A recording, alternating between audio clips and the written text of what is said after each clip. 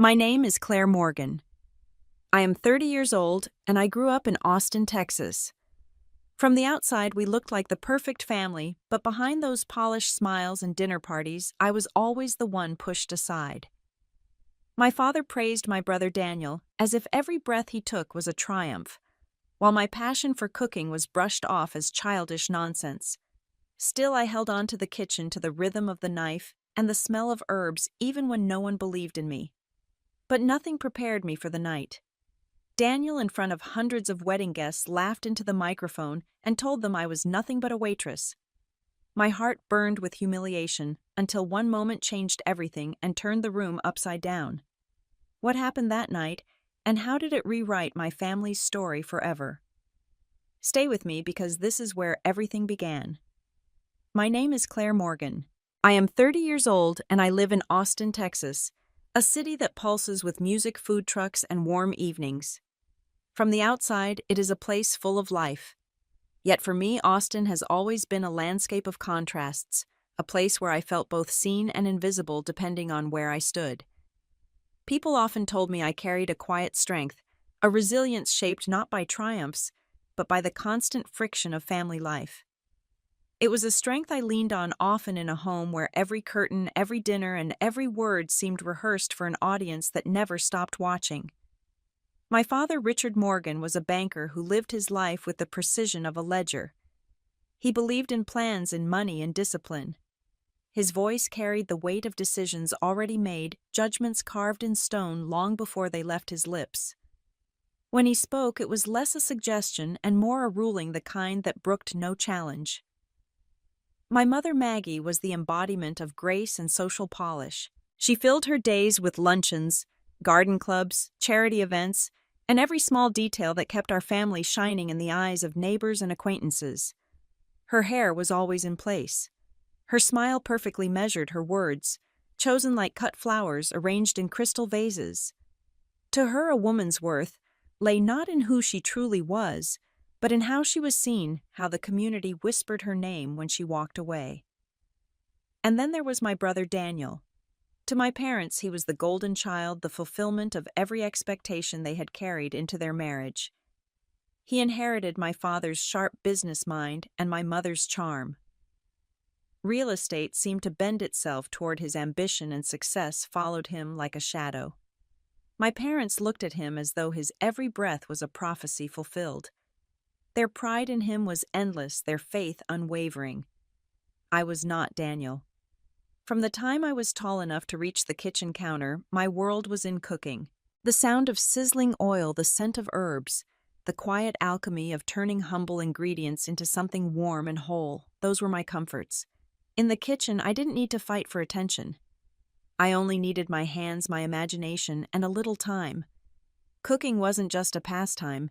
It was a language one my family never cared to learn. It was a Tuesday evening when the divide between who I was and who they wanted me to be became unbearably clear. The house was filled with the smell of roasted chicken, polished silver, catching the glow of soft lamplight. My mother had invited the Hendersons' family friends and important business allies for dinner. It was the kind of evening where the air itself seemed pressed and starched, heavy with expectation. Daniel, as always, took center stage. He spoke animatedly about his latest real estate deal, the future of downtown Austin, the promise of new towers and profits. The Hendersons listened with eager smiles, nodding along as though his words painted the skyline itself. My father leaned in, pride bright in his eyes. My mother refilled their glasses, every gesture smooth rehearsed. Meanwhile, I had spent the afternoon creating a dish I loved, a risotto with fresh basil and Meyer lemon zest. I had coaxed the rice gently, spoon by spoon, letting the stock absorb slowly, patiently, until it was creamy but not heavy. I folded in the herbs at the last moment, wanting their flavor to stay bright. For me, it was more than food. It was proof that something as ordinary as rice could be transformed into comfort, into beauty.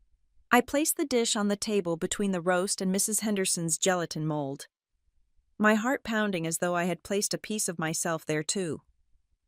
I waited for a moment of silence, a break in Daniel's story, and when it came, I cleared my throat softly. "Dad." "Mom." I began, my voice steady but quiet. I wanted to tell you about this risotto.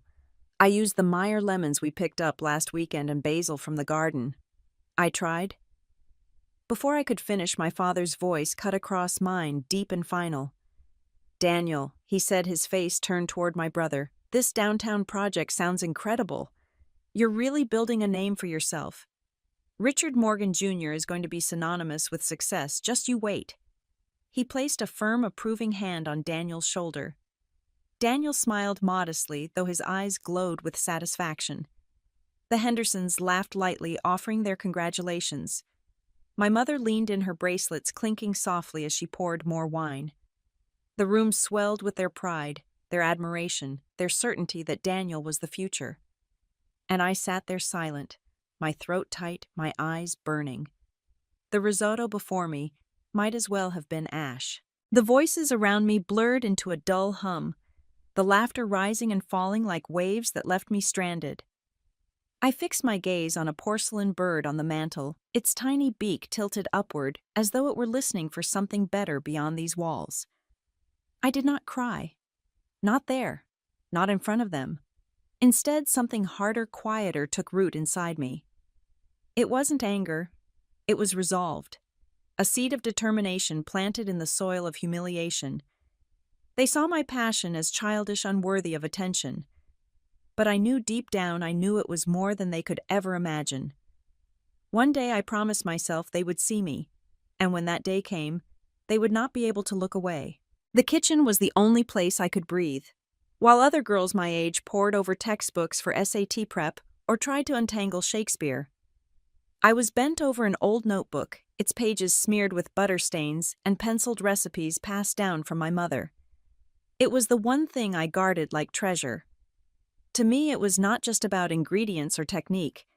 It was the rhythm of the knife against the cutting board, the hum of the refrigerator in the background, the gentle sizzle when butter melted in a pan. Those sounds wrapped me in a peace I never found anywhere else in that house. My parents had a different vision for me. Richard and Maggie Morgan were both respected in their circle. To them, stability was the measure of a life well lived. My mother's voice was always soft but insistent when she reminded me where security could be found.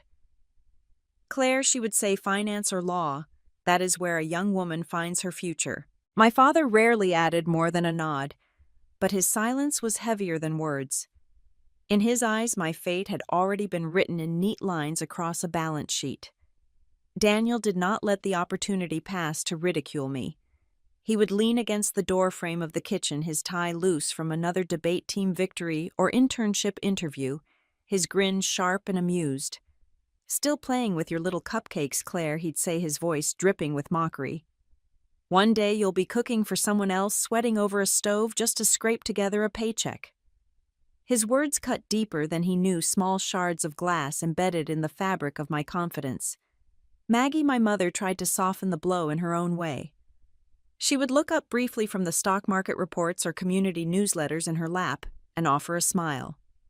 "Good job, darling," she would murmur, but her eyes always drifted back down. It was praise without weight, a polite gesture more than genuine belief. I understood that even in her gentleness there was dismissal, so I pushed back quietly. Every perfect soufflé that rose in the oven, every loaf of bread with a golden crust was my rebellion. The scent of vanilla and sugar carried both comfort and defiance. Yet even as the kitchen gave me freedom, doubt crept in at the edges. Each pat on the head, each smirk from Daniel added a bitter note to my creations, a taste I could not season away. It was a chilly autumn evening when I finally decided to do something bold. The smell of roast chicken filled the house, mingling with the dry rustle of leaves outside. In my room, under the weak glow of my laptop, I sealed an envelope that carried more than paper. Inside was my application to the Culinary Institute of America. I had poured my soul into the essay, writing about food as if it were poetry about how kneading dough or stirring a pot was the way I understood the world. Every word was mine, unfiltered, honest. I had worked in secrecy. Late at night, after the house was still, I would type quietly, my fingers trembling but certain. I even asked for a letter of recommendation from Mrs. Henderson, my former English teacher, who once tasted my blueberry scones and called them edible poetry. She agreed without hesitation, her encouragement like a flame I sheltered carefully. My hands shook as I pressed the flap closed. It felt like both liberation and betrayal, a choice I had no option but to make. The envelope sat hidden in the drawer of my desk, waiting for the right morning to be dropped into the mailbox. But secrets have a way of surfacing. I will never forget the moment my father found it. I heard the drawer slam and walked into my room to see him standing there, the envelope clutched in his fist. His usually calm face twisted into something stormy, the veins in his temples standing out. His knuckles whitened as he gripped it tighter. "What is this, Claire?" His voice was sharp, incredulous, echoing against the walls. "A cooking school. Have you lost your mind?" His eyes burned with a cold fury, the kind that froze me in place. "We've talked about this. This is not the future. It is not even an option." The kitchen had always been my refuge, but in that moment, it felt like it betrayed me too. The walls seemed to close in the air, thick and unyielding. My chest tightened, as though the room itself was taking away my breath. His words, spoken like final judgment, left no room for protest. It was a decree heavy and absolute. I wanted to scream to defend the hours of devotion, the recipes scribbled in margins, the countless nights where cooking had saved me from despair. But my throat locked.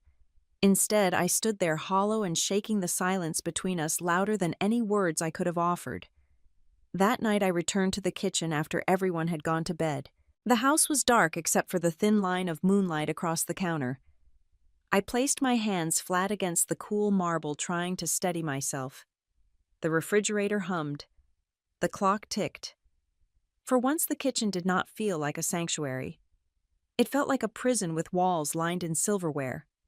Still, somewhere under the weight of his fury, I felt the faintest spark. It trembled, weak but alive, reminding me that dreams cannot be unmade by a single outburst. I did not know what the future would hold, but in that quiet moment I made myself a promise I would not let his anger be the end of my story. In 2016, a thin envelope found its way into my mailbox and into my life. I had sent application after application into a silence that felt endless, and then this one letter carried a small, bright promise. Partial scholarship to the Culinary Institute of America in Hyde Park. The words were plain, the paper almost weightless, yet when I held it my shoulders dropped like I had set down a heavy crate I had carried too far. Hyde Park felt like a world invented for people who belonged. I arrived with a battered suitcase, my grandmother's recipe notebook, and a fear I tried to fold into the lining. The Hudson cut the air clean, and the kitchens glowed like a string of lighthouses. The first day I tied on a white jacket that did not yet feel like mine, and stepped into a room alive with clangs of pans and bursts of flame. Garlic hit oil and lifted a perfume that told me I was finally in the right place. Days blurred into discipline. Mornings began before sunrise, nights ended with aching feet. Classes pressed me hard, but I learned to trust my hands and my palate. For the first time, there was no judgment from Daniel's smirks or my father's sighs, only the quiet truth of whether the food on the plate was good enough. At night I worked at a crowded diner off Route 9, balancing trays while my back begged for mercy. The tips were small, but they kept me afloat. Sometimes I caught my reflection in the glass door, half chef in white, half waitress in a stained apron. That split life was survival, but it was also proof of how badly I wanted this. Winter bit down hard. My rented room barely kept out the cold, and there were nights I went to bed hungry. When doubt crept in with the frost, I called Maggie just to hear her breathing on the other end, though Richard rarely spoke. His silence was as heavy as any debt. Still, I kept going. There were small victories that carried me through. A hollandaise that finally held steady. A quiet nod from a chef instructor who rarely gave praise. A classmate taught me how one spice could bloom if given patience. I began to see cooking not as a dream, but as a craft that demanded everything yet gave back moments of grace. By the time graduation came in May 2018, spring had softened the Hudson Valley, and my jacket finally felt like it belonged on my shoulders. I walked the stage diploma in hand and heard a professor's words linger above the applause, Claire. You have the makings to change how Americans taste their own neighborhoods. After the ceremony, I stood by the river, the breeze cooling the heat of the day. I thought of Richard and Maggie, of Daniel's certainty that I would never be more than a girl in a kitchen. But at that moment, with the jacket fitting me at last, I felt steady. I was not finished. I was only beginning. I signed the lease in early 2019, with hands that smelled faintly of lemon and steel. The space was nothing more than concrete floors, a stubborn vent hood, and afternoon light that fell in long stripes across dust motes. I walked it with a notebook and a tape measure, and the kind of quiet faith you do not advertise. Austin hummed outside guitars and traffic and cedar pollen, while inside I could already hear a future dinner rush like distant thunder. We called it Harvest Table. The name came to me on a morning run along the river when the sun broke clean and the air tasted like mesquite. I wanted a room where smoke and season lived together, where brisket could meet basil, and no one argued about tradition because the plate would make its own case. Texas barbecue fused with what the farms around us offered that week. Collards that snapped when you bent the stem. Okra that squeaked in the hand. Peaches that perfumed the walk-in before anyone sliced them. Opening week, we had more nerves than staff. I wrote the first menu on craft paper with a stubby pencil and taped it near the line where everyone could see. Smoked brisket with charred scallion chimichurri and a bed of blue corn grits creamy as a lullaby. Grilled Gulf shrimp tossed with warm field peas, tomato water, and the tiniest turn of chili that kissed the back of the throat. A salad of shaved cucumbers and herbs from a farm in Dripping Springs with a buttermilk dressing I whisked by feel. We lit the Edison bulbs and prayed the ice machine would not quit. The doors opened at 5 and the room filled with a low human music. Silverware chimed, chairs scraped, someone laughed too loud near the window. I worked the pass and tasted and wiped and sent calling pickup with a voice that surprised even me. Smoke stuck to my hair and my jacket, a badge I wore home like a secret. When the last plate left the line, I leaned both palms on the stainless and let the cool metal gather me. The food press in Texas found us faster than we found our rhythm. A reviewer came in wearing a cap that tried to make him invisible and wrote later about a new voice that cooked like it had something to prove but refused to shout. Another called Harvest Table, a breath of fresh mesquite from a woman who once carried plates for a living. I read that line alone at the bar after closing my feet numb and a blister burning on my heel, and felt the sting soften into something like pride. For a minute, I saw myself from far away, not as the girl balancing coffee cups, but as the woman who had built a room where people put down their phones and leaned closer over a dish that tasted like a good memory. Mornings began at the market. I walked rows of stalls with coffee cooling in my hand and talked to growers who spoke about the weather. Rain kissed the carrots and made them sweet, they would say, and I would taste and nod and order more than I planned. Back at the restaurant, I trained young cooks to salt earlier than they thought to listen to the sizzle for when oil is ready to treat herbs as voices, not garnish. We moved like a small orchestra that learned from each other by breath and habit. When a plate came back empty, the dishwasher sometimes held it up like a small victory and we grinned across the steam. The numbers mattered too. Rent payroll invoices stacked in my office with the weak lamp and the stronger coffee. I learned to make peace with spreadsheets, to choose the carrot and not the garnish. When a decision cut close to pay, growers first because their work fed ours. I sent Maggie a picture the morning I paid off our startup loan. No caption. Just a screenshot of a balance lowered to 0 and a smear of onion on my thumb. She replied with a heart, and then called to ask what I would do next in a tone that held both fear and wonder. I told her to expand only if the food stayed honest and my cooks could sleep. We opened Dallas 12 months after opening Austin. The new space smelled like paint for weeks, and then slowly like garlic and smoke. I hired a kid from Oak Cliff who cut onions like he was playing a drum kit, and a pastry chef who could coax a story from a peach. Opening night, a summer storm tried to scare us, but the room glowed and the brisket held, and when I walked the floor, I saw strangers close their eyes on their first bite and I knew the rain could not touch us. Houston followed 6 months later with a dining room that felt like a porch and a menu that let the Gulf sing. We added snapper that flaked under a spoon and greens that tasted like someone's aunt had shown us how to treat them with respect. People started recognizing me at markets and in line for coffee. They would tilt their head and say, "You are the harvest table woman," and tell me about a dish that reminded them of a grandfather or a backyard or a summer that went by too fast. I collected those stories the way some people collect recipes. They kept me honest when the days got long and the noise got loud. One evening in October, I stood on the sidewalk outside the original Austin location while the sky turned the color of a ripe cantaloupe. The sign over our door hummed softly, "Harvest Table." In letters that used to feel too big for me, now felt exactly right. I could see my reflection in the glass along with the warm room behind it. Servers crossed with plates held steady like offerings. A couple reached for each other across the table without looking away from their food. The line cooks bent and turned in a rhythm we had earned. I remembered the weight of a tray loaded with coffees the way a rude snap of fingers could pierce hours of effort, the times I walked home with the smell of fryer oil in my hair and the ache of unnoticed work in my spine. I remembered Daniel's laugh that afternoon. He said I would end up cooking in some back room for men with bigger names. I did not feel anger then.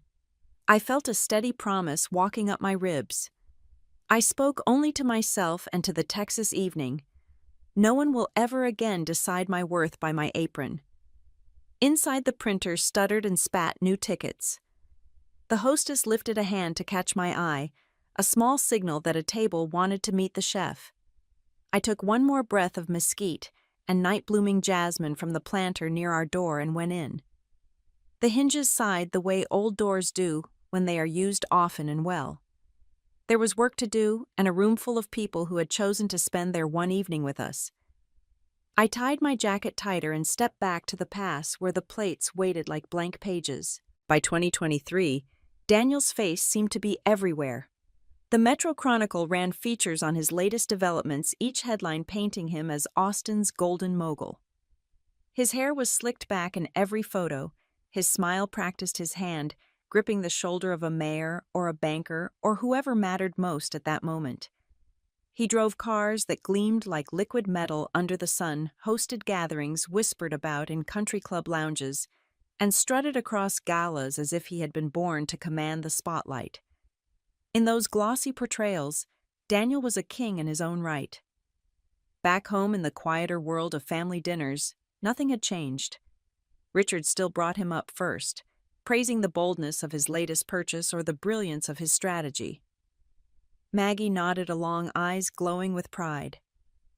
When it came to me, I was still just Claire with her restaurant. My achievements were acknowledged with polite murmurs at best.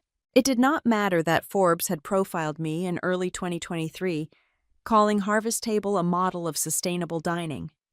Within the Morgan house, Daniel's star outshone every light. I was left with the same old role, the girl stirring pots, while my brother was paraded as a visionary. I heard the rumors, of course. Old acquaintances leaned across cafe tables and lowered their voices. Daniel was leveraged to the hilt, they said. He borrowed against properties that had not yet sold, chasing bigger and riskier projects. But none of that surfaced in the press. To the public, he remained untouchable. To my parents, he was flawless. And to me, he was still the shadow I had learned to live beneath. One evening, Maggie called her tone unnaturally bright.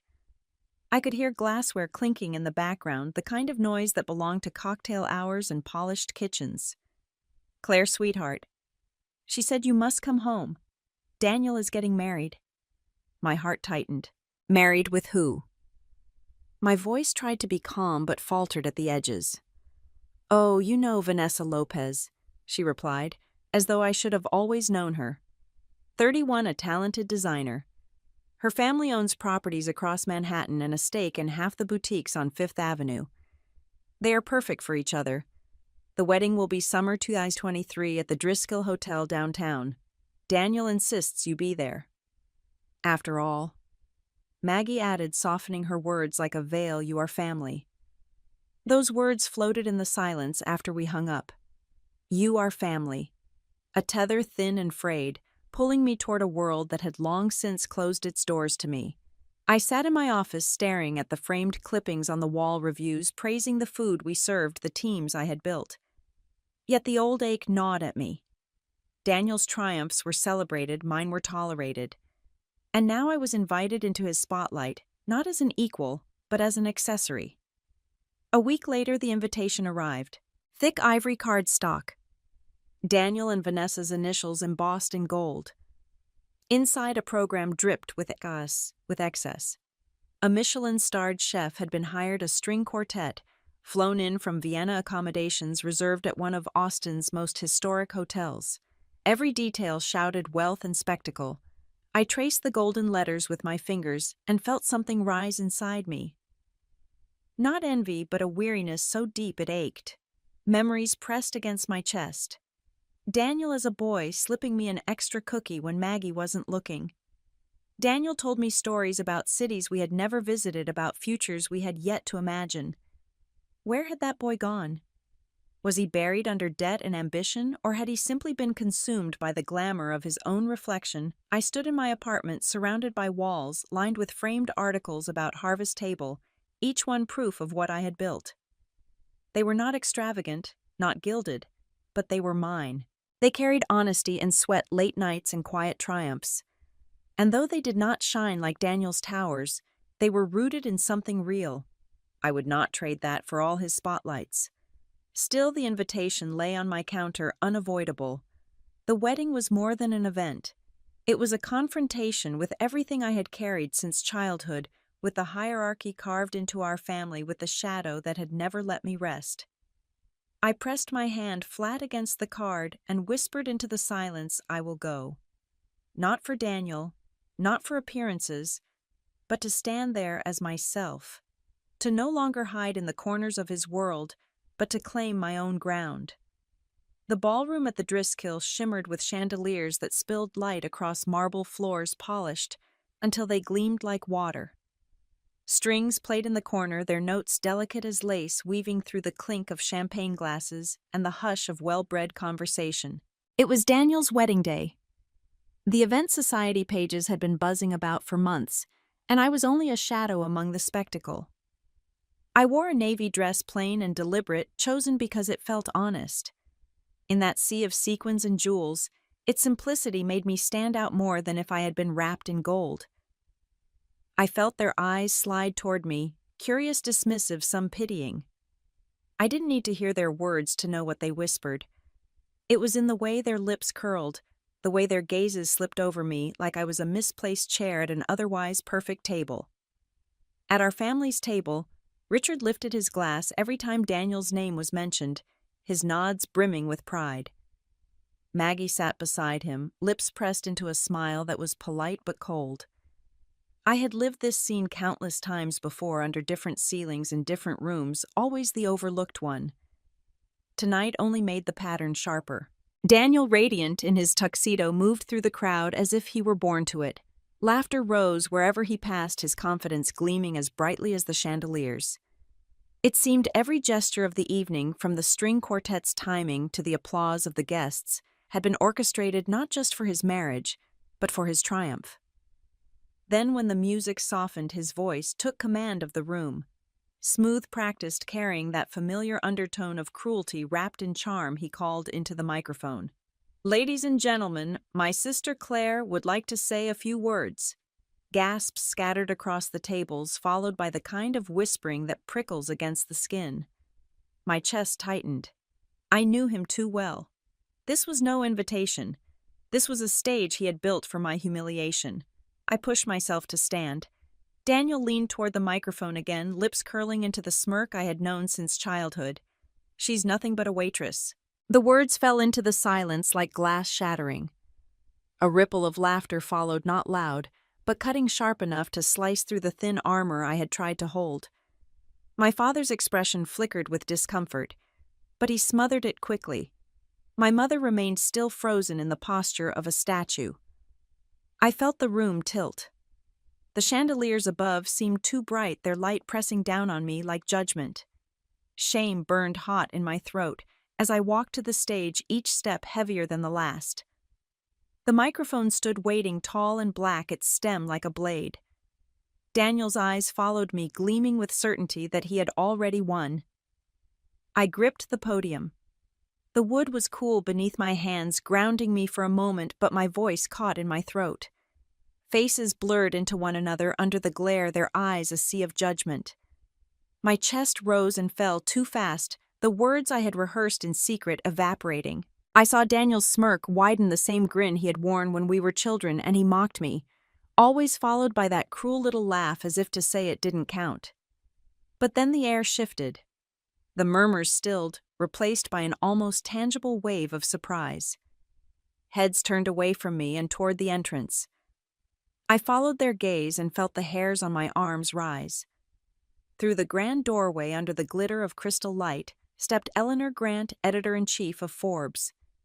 Her presence did not need an announcement. Authority walked in with her. She moved with the steady grace of someone who had no need to prove herself, her eyes scanning the room until they found me.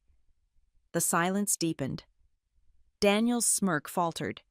His shoulders stiffened, the certainty draining from his face as though someone had cut the string that held him upright. My father froze, a fork suspended midair.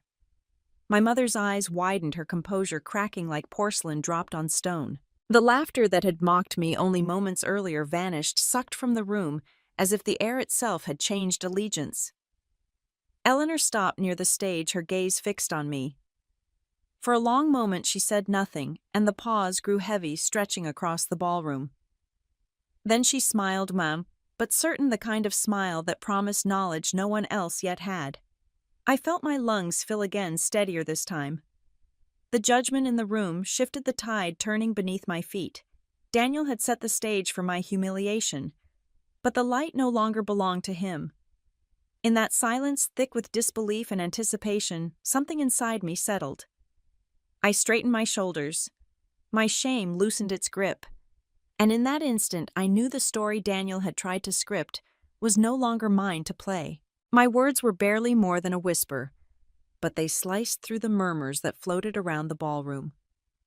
Congratulations to you both. That was all I said. No grand speech, no retaliation. Just that. And somehow, in its simplicity, it struck sharper than anything else I could have mustered. The silence that followed pressed on every chest like an invisible weight. Then the sound of a chair scraping against marble startled the room. Gregory Miles, a man I knew only through glossy business magazines, stood with a suddenness that carried authority. At 55, he had the kind of presence that silenced conversations without effort. He fumbled briefly with his phone, then raised the glowing screen high. On it gleamed the unmistakable cover of Forbes 2023. "Excuse me," he said, his voice carrying over the crowd. "Is this you? Claire Morgan, CEO of Harvest Table, Forbes, 30 under 30. Gasps rippled outward like a shockwave. The weight of the spotlight shifted instantly, almost violently. People leaned forward in their chairs, conversations froze mid-sentence. It was as if the air itself had thickened with revelation. Anthony Lopez, Vanessa's father, who had barely acknowledged me all evening, was suddenly on his feet. His hand shot out toward mine, his smile wide and polished, the kind of smile reserved for boardrooms and headlines. "Claire Morgan, an honor. You're truly the pride of Austin." His words dripped with warmth that had been absent before, as if success alone had rewritten my worth in his eyes. Daniel did not move. His face drained of color, leaving him pale against the richness of his tuxedo. The smirk that had carried him all night vanished, replaced by something rawer, almost frightened. Vanessa's eyes darted between him and me, her confusion plain, her lips parting as though to speak, but producing no sound. The ballroom buzzed with whispers now, but they weren't about my dress or my supposed insignificance. They were about me, about Harvest Table, about the magazine cover that proved my brother's mockery hollow. The shift was dizzying, almost surreal. I caught Daniel's jaw tightening, the muscle in his cheek flexing with rage he couldn't voice. His confidence, his armor of charm cracked under the weight of a truth he could not control. For years he had written my story for me, casting me as the failure, the footnote. Now the narrative had slipped from his grasp. Vanessa leaned closer to him, her voice low but sharp enough that I caught the tremor in it. "Daniel, who is she?" Her question was not innocent. It was laden with disbelief and accusation. She had married a man who painted me as irrelevant, and now she stood in the ruins of that lie. Anthony Lopez, oblivious to the storm within his daughter, continued his praise. "Harvest Table is on everyone's lips these days. Local sourcing, bold flavors, national recognition. You've done what few can claim, Claire." He squeezed my hand and I could feel the eager weight of his endorsement. To him, I was no longer the shadow at the edge of the room. I was a rising star. The irony wasn't lost on me. Minutes ago, I had been nothing but a waitress in their eyes, humiliated on purpose by my own brother. Now I was their guest of honor, though not by my own design. I looked at Daniel then, and for a moment my chest tightened with something unexpected, almost like sorrow. He had sought to diminish me, to elevate himself at my expense. Yet his arrogance had blinded him to the truth that success has its own voice, one louder than cruelty. He had underestimated the quiet power of persistence, of years spent building when no one believed in me. Around me conversations reignited, but they sounded different now. Admiration, awe, curiosity.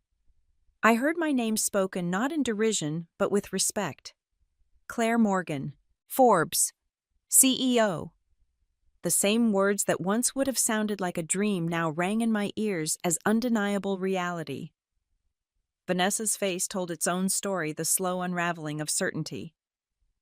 She looked at Daniel, not with pride, but with dawning doubt, as if seeing him clearly for the first time. Her eyes flicked back to me, measuring, recalibrating.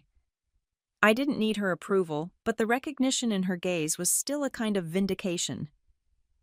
Daniel opened his mouth, perhaps to deflect, to spin another tale as he always had. But nothing came. The silence that clung to him was deafening.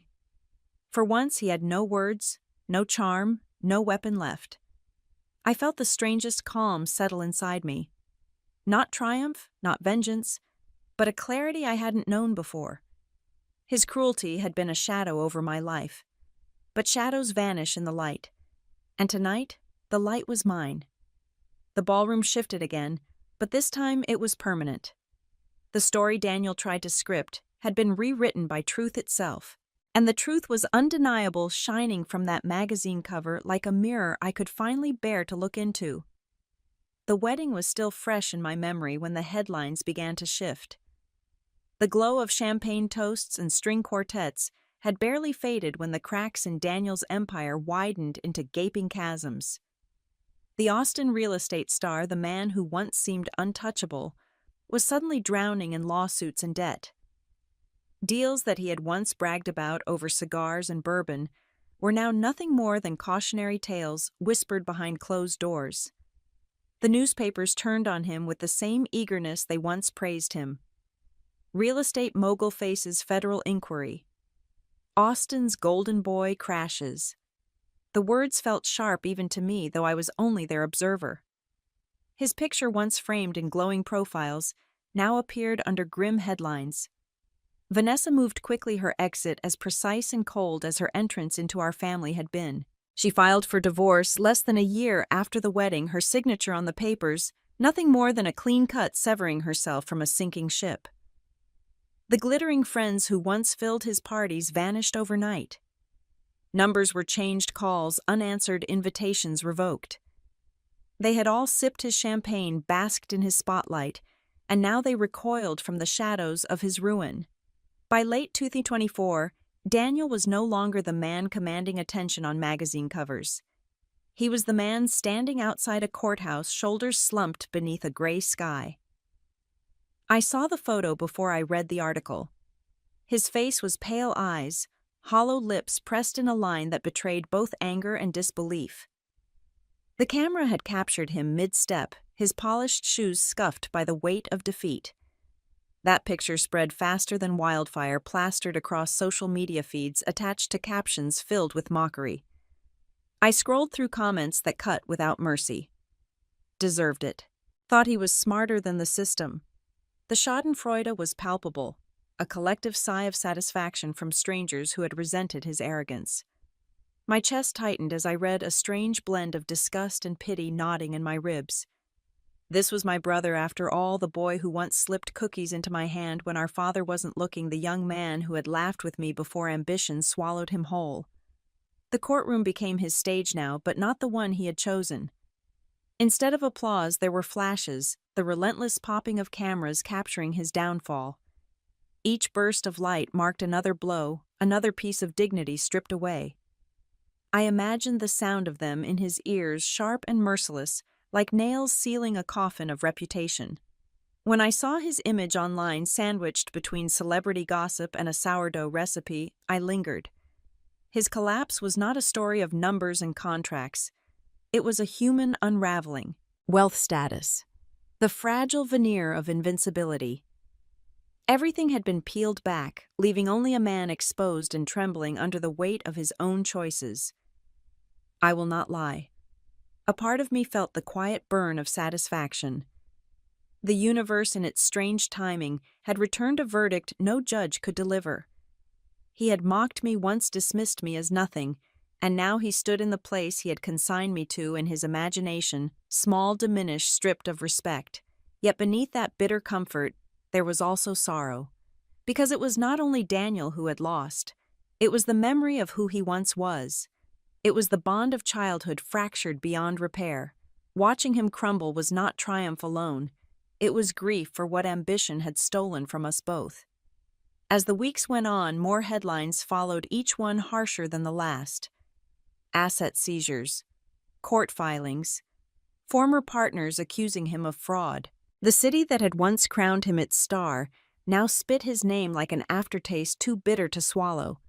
And yet, in the quiet moments when the noise of the media faded, I thought of him not as the disgraced mogul, but as my brother. A man who could not see that the ladder he climbed was missing rungs, who mistook arrogance for strength, who forgot that even golden boys can fall. The image of him leaving that courthouse stayed with me.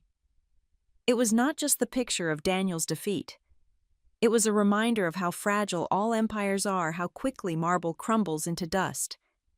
And for me, it was a reminder that dignity is not built in ballrooms or brokerages, but in the choices we make when no one is watching.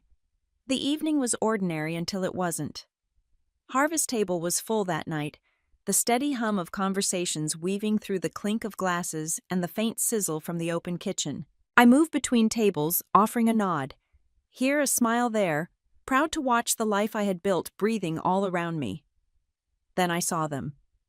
Richard, my father, entered first, his shoulders more hunched than I ever remembered, his steps uncertain. Maggie followed, her face lined, not just with age, but with something heavier, guilt perhaps. And behind them, almost unrecognizable in his silence, was Daniel. My family seated together at one of my tables in my restaurant for the first time. I approached slowly, my breath uneven. Richard's hands trembled slightly as he lifted the menu, though I suspected it wasn't the words he was struggling to focus on. His voice, once so firm and sharp, cracked when he finally looked up. "Claire." He said my name carrying more weight than it ever had. "You are the only hope this family has left." The clatter of plates in the background faded, replaced by the sound of my pulse in my ears. This was the man who had spent my childhood praising Daniel at every turn, who had dismissed my passion for food as childish nonsense. Now he sat across from me, eyes searching, pleading, his authority dissolved. Maggie reached for my hand but stopped halfway, as if afraid I might pull away. Her tears fell freely, no longer hidden behind polite smiles or rigid posture. "We were wrong," she whispered, her voice breaking like fragile glass. "I was wrong. I should have defended you, encouraged you. Instead, I let pride blind me." She shook her head, strands of silver hair catching the light. "I see it now, Claire, and I'm so sorry." Daniel sat quietly, his eyes fixed on the tablecloth. He seemed smaller somehow, shrunken under the weight of disgrace. His voice, when it came, was barely more than a murmur. "You won, Claire. You built something real, something lasting. I couldn't hold on to anything. I mocked you, and I mocked what you loved, but you— His throat tightened, and he forced the words out. You're the real winner. And I'm sorry. I studied him, my brother who had once sneered at me, who had turned me into a punchline at his wedding. His tuxedo had been replaced with a plain shirt, his carefully groomed hair now disheveled. There was no arrogance left, only exhaustion. A bitter laugh escaped my chest before I could stop it. I leaned back in my chair, folding my arms, holding their stares with a steadiness I didn't know I had. In your eyes, I was nothing but a waitress. I said, my voice clear and steady despite the storm rising inside me. And you were right. I am still a waitress. But I am a waitress who built an empire from nothing, an empire that carries my name and my vision. Their silence was a living thing at the table, heavy and suffocating. Richard looked as though he wanted to protest, to explain, but the words never came. Maggie's tears grew heavier, falling onto her napkin, her shoulders trembling. Daniel bowed his head lower, his hands clenched together as if in prayer. I stood the chair, scraping softly against the floor. The room seemed to still the energy around us, shifting. My staff noticed but wisely kept their distance. I let the moment hang in the air, let them feel the finality of it, the weight of what they had lost. You wanted me to be less, I said quietly, though each word struck with precision. Now you will have to live with the truth. I will never be less again. I turned and walked away, leaving them at the table they had chosen. The sound of my heels against the polished floor echoed like a drumbeat. I didn't look back, though I could feel their eyes following me. I didn't need to see their faces to know the collapse had come. Behind me, silence lingered where voices once filled the space. My father stripped of pride. My mother drowning in regret. My brother humbled in a way I had never thought possible. I moved through the restaurant past the warm glow of Edison bulbs and the familiar scent of smoked brisket and fresh herbs. Customers smiled as I passed raising glasses and quiet toasts I hadn't earned in that moment, but felt deeply. My staff nodded at me, their loyalty unshaken. And somewhere in the back of the kitchen, where the air was thick with steam and the clang of pots, I thought of my grandmother's worn recipe book still on the shelf in my office. The same book I had carried the night I fled home. The same book that had guided me when no one else believed. That night I didn't need to open it. I already knew what it stood for. Strength, survival, a legacy that had nothing to do with money or appearances. When I stepped outside into the cool night air, the city of Austin buzzing softly around me, I breathed in deeply. My family sat inside undone while I stood free, not untouched by their pain, but no longer defined by it. I had waited years for their approval, their recognition, their love. But as I walked away from that table, I realized I no longer needed any of it. I had already won. The scent of roasted garlic and rosemary lingered in the air, warm and familiar, as I stood inside the bustling kitchen of Harvest Table. The rhythm of knives against cutting boards and the steady murmur of voices blended into a harmony I knew by heart. This was no longer just a single restaurant in Austin. By 2021, we had expanded into Denver and soon after Seattle. Each new location carried the same vision I had clung to since the beginning: farm-to-table, honest food, sustainable partnerships with local farmers who still had dirt on their hands when they shook mine. Walking through the dining room in Denver one evening, I paused to watch the families gathered at the long wooden tables. Children laughed, tearing into cornbread, parents raised glasses, and a hum of gratitude filled the air. It reminded me of how far I had come from those greasy diner shifts where customers barely noticed me. Now every plate was a statement, a declaration that food was more than sustenance. It was dignity, community, and connection. The local papers picked up our story. Headlines began to shift, no longer dismissing me as a waitress, but calling me something new, a community builder. They wrote about the free cooking classes we hosted for underprivileged kids in East Austin, where I showed children how to make something as simple as a vegetable soup. Their faces lit up when they realized they could transform a handful of carrots and onions into something fragrant and filling. For them, it wasn't just about food, it was about possibility. For me, it was redemption. The irony wasn't lost on me when I read an article titled, "From Waitress to Community Icon." The words felt surreal, almost mocking the sting of my brother's old cruelty, yet now reframed into something powerful. That phrase, once a dagger, had become my crown. Then one evening in Denver, as I moved through the dining room, I saw him. Ethan Walker. My chest tightened. My breath faltered. He was older, the sharp angles of his youth softened, but his presence still carried the weight of what once was. For a moment the years melted away, and I was that young woman again, holding a tray of plates, watching him pretend not to recognize me. He stepped forward, his suit tailored, but his eyes betrayed him. There was no arrogance this time, only hesitation. "Claire," he said softly, his voice almost uncertain. "I've thought about us. About you. I made a mistake. I was wrong to walk away, wrong to treat you as less." His words tumbled out raw and unguarded. I regret it every day. I let his confession hang in the air. Once I would have clung to those words like oxygen. Now I simply breathe without them. My reply was calm, unshaken. "Ethan," I said, my voice steady, "the past is done. I don't live there anymore. My life is here, and I won't go back." His lips parted as if to protest, but no words came. He only nodded, eyes clouded with something like loss, before he turned and walked away. I watched him go, feeling neither triumph nor bitterness, only clarity. He was a part of the ashes I had risen from, nothing more. Weeks later, under the soft glow of chandeliers at Austin's annual Community Service Awards, my name was called. The applause rolled over me like a wave. Claire Morgan, founder of Harvest Table. I stepped onto the stage, the weight of the award in my hands. It wasn't heavy in the way metal usually is. It felt like years of work sacrifice, late nights scrubbing pans and mornings spent negotiating with farmers. It felt like every moment I had been dismissed, laughed at, or ignored, now crystallized into something undeniable. Looking out across the audience, I didn't see mockery or pity. I saw respect. Real, hard-earned respect.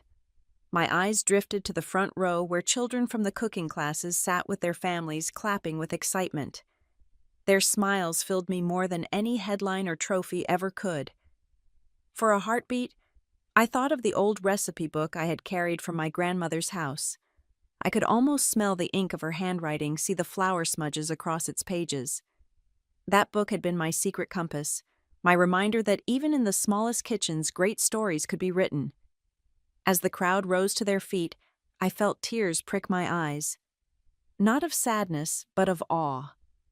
Awe at the strange, winding path that had led me here, from scraping plates in a diner to shaping futures in kitchens across the country. At that moment, I understood something deeply. My revenge had never been in Daniel's downfall or Ethan's regret. It was in this, in creating light from darkness and building something so strong it couldn't be ignored. I held the award close, not as a weapon, but as a torch.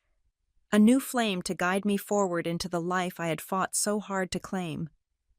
The studio lights were blinding at first, brighter than any dining room lamp or kitchen bulb I had ever worked under. They bore down on me like judgment, but this time I did not shrink. Across from me sat Sarah Jenkins, her voice steady, her presence calm, her eyes searching, but kind. The hum of the cameras and the quiet shuffle of crew members faded as she leaned forward, microphone in hand. "Claire," she said, her tone measured, "your story has reached so many hearts. Tonight we want to talk about family, about the ties that bind us, and sometimes the ties that break us. You once said something powerful when asked about family.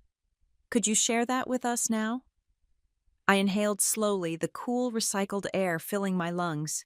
A memory flickered uninvited, sharp as broken glass. I remembered Daniel at his wedding, laughter spilling from his lips as he looked at me with scorn.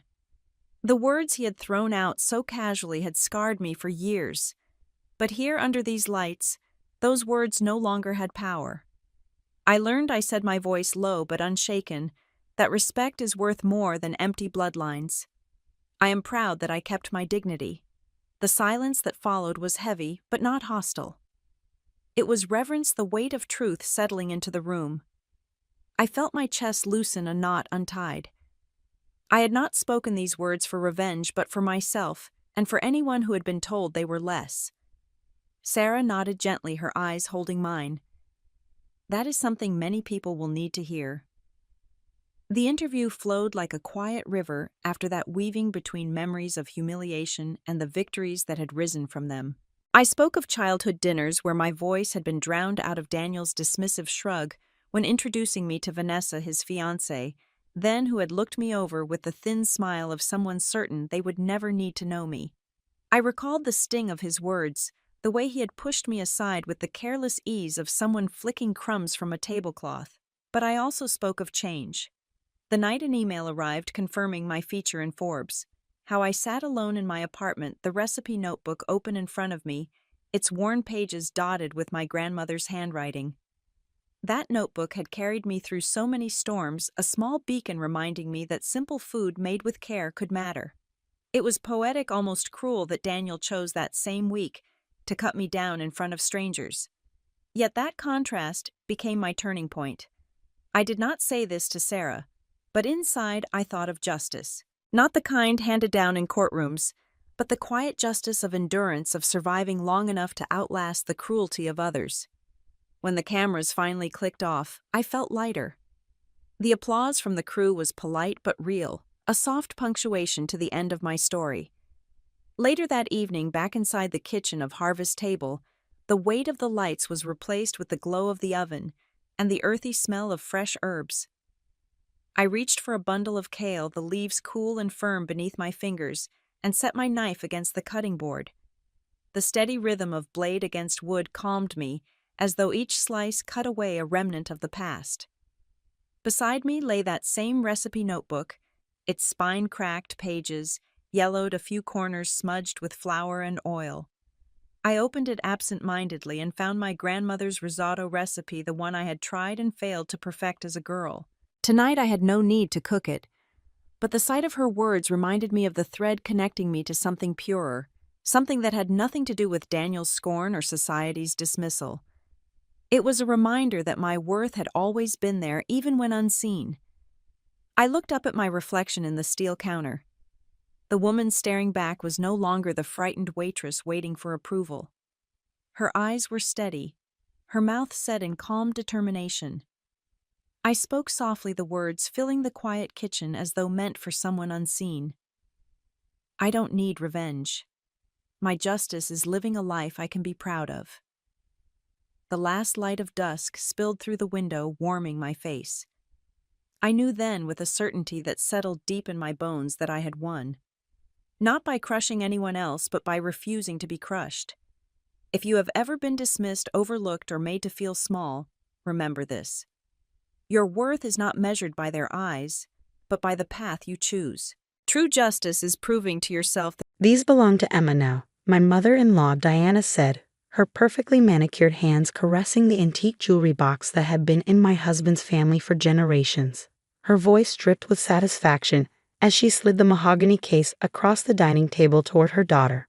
After all, blood is thicker than marriage. I sat frozen in my chair, watching as Emma eagerly flipped open the ornate lid. Inside gleamed the collection of family heirlooms that my late grandmother-in-law, Martha, had specifically entrusted to me before she passed. Delicate pearl earrings from the 1920s, an Art Deco sapphire necklace, vintage diamond bracelets, each piece carrying nearly a century of family history. But Martha gave those to Sarah. My husband James protested weakly from beside me. They were meant for her. Diana's perfectly lined lips curved into a cold smile. Your grandmother wasn't thinking clearly in her final days, dear. We all know these precious pieces should stay with true family. Emma is your sister. She'll keep them in the bloodline. I watched Emma slip on the pearl earrings, admiring herself in the box's tiny mirror.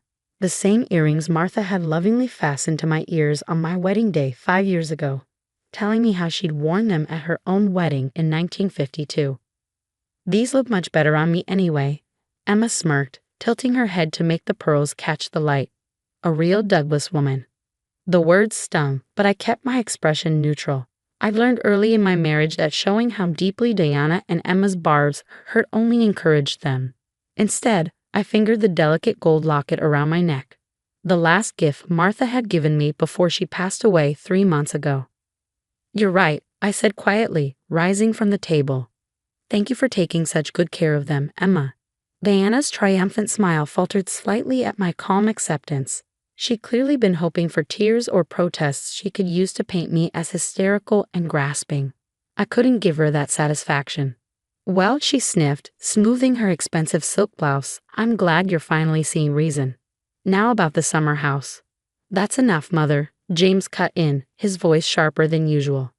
The summer house belongs to Sarah and me. Grandma Martha's will was very clear about that. I squeezed his hand under the table, grateful for his support even though I wished he'd shown it earlier about the jewelry. But I understood. Years of his mother's manipulation had left deep grooves. We'll see about that, Diana muttered, but let the subject drop for now. I knew it was only temporary. Ever since Martha passed, Diana had been systematically working to strip away everything the kind old woman had left to me, claiming it all rightfully belonged to Emma instead. Later that night, as I got ready for bed, I caught James watching me with guilty eyes in the bathroom mirror. I'm so sorry about the jewelry, he said softly. I should have stood up to her more. It's just, you know how she gets. I did know. Diana had raised emotional manipulation to an art form over the years, wielding guilt and family obligation like perfectly honed weapons. Still, the jewelry hurt more than I wanted to admit. It's okay, I said, though we both knew it wasn't. They're just things. But they weren't just things, and we both knew that too. They were tangible links to Martha, the only member of James' family who had truly welcomed me with open arms. While Diana and Emma had spent the last 5 years trying to subtly exclude and undermine me, Martha had been my fierce defender and dearest friend. I touched the locket at my throat again, remembering the last time I'd seen her. She'd been so frail in her hospital bed, but her eyes were sharp as ever as she'd pressed the necklace into my palm. Keep this safe, dear one, she'd whispered. When the time is right, you'll know what to do. I hadn't opened the locket yet. Something in Martha's tone that day had told me to wait. But after today's events, maybe it was finally time. As James slept beside me, I carefully unclasped the delicate chain and examined the antique gold heart. It took some careful maneuvering, but finally the tiny latch clicked open. Inside was a neatly folded slip of paper, Martha's elegant handwriting instantly recognizable. My hands trembled as I unfolded it under the soft glow of my bedside lamp. My dearest Sarah, if you're reading this, then I'm gone, and Diana has likely begun her campaign to push you out of the family completely. I knew she would. I've watched her sharpen her knives for years. But what she doesn't know is that I've left you more than just jewelry and a summer house. There are papers in my old writing desk at the lake house. Papers that will make Diana think twice about trying to take what's rightfully yours. The key is inside this locket. You've been more of a granddaughter to me than Emma ever was. Stand your ground, dear one. The truth will set you free. All my love, Martha. Sure enough, tucked into the other side of the locket was a tiny brass key. I held it up to the light, my mind racing. What secrets had Martha been keeping all these years? And how would they change everything? I carefully refolded the letter and returned it to the locket, my heart pounding with equal parts anticipation and anxiety. Tomorrow, I decided I would drive out to the lake house. Whatever was in that desk, Martha had clearly meant for me to find it when I needed it most. And after today's power play with the family jewels, I definitely needed it now. The drive to Martha's lake house took just over 2 hours, each mile heightening my anticipation. I hadn't told James about the letter or where I was going, not because I didn't trust him, but because I knew his mother would somehow extract the information from him. Years of Diana's interrogations had left him with paper-thin defenses against her questioning. The house looked exactly as it had 3 months ago, when we'd last visited Martha here. The whitewashed porch still held her favorite rocking chair, and her prized roses still bloomed in neat beds along a walkway. Only the slightly overgrown grass hinted at her absence. Inside, everything remained untouched. Diana hadn't yet managed to get her hands on this place, though not for lack of trying. The antique writing desk stood in its usual spot by the bay window, morning sunlight streaming across its polished surface. My hands shook slightly as I fit the tiny key from the locket into the desk's central drawer. It turned with a satisfying click. Inside, beneath a stack of Martha's personal letterhead, lay a large manila envelope. For Sarah, "Open when needed" was written across the front in her distinctive script. I settled into Martha's old leather chair and carefully opened the envelope. Several documents slid out, along with a handwritten letter dated just 6 months ago. Dearest Sarah, if you're reading this, then Diana has finally shown her true colors. I've watched her machinations for years, the way she's tried to undermine your marriage, how she's promoted Emma as the real daughter James should have married instead. It's time you knew the truth about Diana and why she's always felt so threatened by you. You see, Diana isn't James' biological mother. I found out shortly after she married my son Thomas. A nurse from the hospital where James was born recognized Diana had a charity event and pulled me aside. She remembered the strange circumstances, how Diana had claimed to have given birth while my son was away on business, but had actually arranged a private adoption and passed the baby off as her own. I confronted her with this information, and she broke down and confessed everything. She'd been unable to conceive and was terrified Thomas would leave her, so she made a desperate choice. Thomas never knew. I agreed to keep Diana's secret as long as she proved to be a good mother to James, and for many years she was. But I've watched her growing bitterness and obsession with making Emma the perfect child, and I fear what she might do once I'm gone. In this envelope, you'll find copies of the original adoption papers, my signed affidavit about Diana's confession, and the nurse's sworn statement. I've kept them safe all these years as insurance against Diana's worst impulses. Use them wisely. Remember, this information may hurt James deeply. Share it only if absolutely necessary. Sometimes the threat of exposure is more powerful than exposure itself. All my love. Martha. I sat back stunned. The other papers confirmed everything. Official documents showing James' adoption, statements from hospital staff, even old photographs showing Diana without any signs of pregnancy just weeks before James' supposed birth. This explained so much. Diana's obsession with bloodlines, her overwhelming favoritism toward Emma, her desperate need to prove Emma was the only real Douglas. She'd spent decades building her identity around being the Douglas family matriarch, and she saw me as a threat to that carefully constructed facade. My phone buzzed, making me jump. A text from Emma. "The sapphire necklace looks amazing with my new dress. So glad these precious family pieces are finally with their rightful owner." A photo followed. Emma wearing Martha's beloved necklace, Diana beaming beside her. The casual cruelty of it made my blood boil. I started to type an angry response, then stopped. Martha hadn't given me this information for petty revenge. She'd given me protection, a way to stand my ground without stooping to their level. Instead, I texted back, "You both look lovely. By the way, I'm at the lake house going through some of Martha's old papers. She left such interesting documents. Would you like to meet for coffee tomorrow to discuss them?" The response was almost immediate. "What documents?" I smiled, tucking Martha's letter safely away. "Oh, just some old family history. Very enlightening. I'm sure your mother would find them fascinating." There was a long pause before Emma replied, "I'll ask Mom when she wants to meet." I knew Diana would be calling any minute, probably in a panic, but for the first time in 5 years, I felt ready to face her. Martha had given me more than just evidence. She'd given me understanding. Diana wasn't the powerful matriarch she pretended to be. She was a frightened woman who had spent decades building walls to protect her secrets. And now I held the key to those walls. The desk phone rang, its shrill tone cutting through my thoughts. Diana's number flashed on the caller ID. I took a deep breath, channeling Martha's quiet strength, and picked up the receiver. Time to change the rules of this game. "What exactly did you find?" Diana's voice was tight with barely controlled panic. "Perhaps we should discuss this in person," I replied calmly. "The lake house seems appropriate, don't you think? Martha's favorite place." The line went quiet except for Diana's rapid breathing. Finally, she spoke. "I'll be there in 2 hours. Alone." When Diana arrived, she traded her usual polished appearance for something more frantic. Her designer blouse was buttoned incorrectly, and her carefully styled hair showed signs of anxious fingers running through it. I met her on the porch, where Martha and I had shared so many afternoon teas. "Would you like to sit?" I gestured to the rocking chairs. "Don't play games with me," Diana snapped. "What did you find?" I studied her face, the fear in her eyes, the slight tremor in her hands. For the first time, I saw past the intimidating facade to the frightened woman beneath. I found the truth, I said softly. About James. About you. All the color drained from her face. She gripped the porch railing for support. Martha promised she'd never tell. She didn't, not while she was alive. But she made sure the truth wouldn't die with her. Diana sank into the nearest rocker, her carefully constructed world crumbling around her. Are you going to tell him? I sat in Martha's old chair, feeling her presence around us. That depends on you, Diana. I don't want to hurt James. Martha didn't want that either.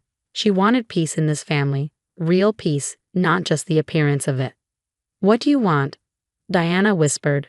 I want what Martha wanted, to be accepted as part of this family. No more schemes, no more trying to push me out or elevate Emma above me. We're both James' family. We both love him. Tears filled Diana's eyes.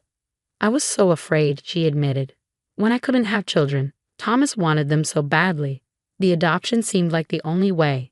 Then when I finally had Emma, I thought I had to prove that you were a real mother. I finished gently. Diana, you've been James' mother his entire life. Nothing changes that. But trying to erase me from the family won't make your position more secure. It only causes pain. She wiped her eyes, looking lost. The jewelry should be shared, I said firmly. Family heirlooms are meant to connect us, not divide us. Martha knew that. Diana nodded slowly. She always did know best. She straightened in her chair, some of her old dignity returning. I'll have Emma return the jewelry tomorrow. We can decide together how to share them. Thank you. I touched the locket at my throat. Martha would be proud of us having this conversation. She wanted so badly for us to be real family, Diana said softly. I was too afraid to let that happen. We can start now, I offered. Not as rivals, but as James' family, both of us. Later that evening, as James and I sat on a lake house porch watching the sunset, I felt Martha's presence more strongly than ever. The truth she'd entrusted to me had done exactly what she hoped, not destroyed the family, but begun to heal it. Mom called me, James said, puzzled. She invited us for dinner tomorrow. Said she wants to make some changes, make things right. What happened? I squeezed his hand, touching my locket with the other. Some secrets were better kept, not to deceive, but to protect. Let's just say Martha left us one final gift, the chance to be a real family. She always was the wisest of us, he smiled. Above us, the evening star appeared, the first light in the darkening sky. Like Martha's truth, it hadn't destroyed the day, but transformed it into something new and full of possibility. Diana would need time to fully change, I knew that. But Martha had given us the tools to build something better, not through force or exposure, but through understanding and compassion. The family jewels would be returned, but more importantly, the real treasure, the chance for genuine family bonds, was finally within reach. Martha had known all along what we needed, not weapons to destroy each other, but bridges to connect us. In the end, her greatest heirloom wasn't the jewelry or even the truth she preserved. It was the chance for grace, for change, for healing. And that was worth more than all the family jewels in the world.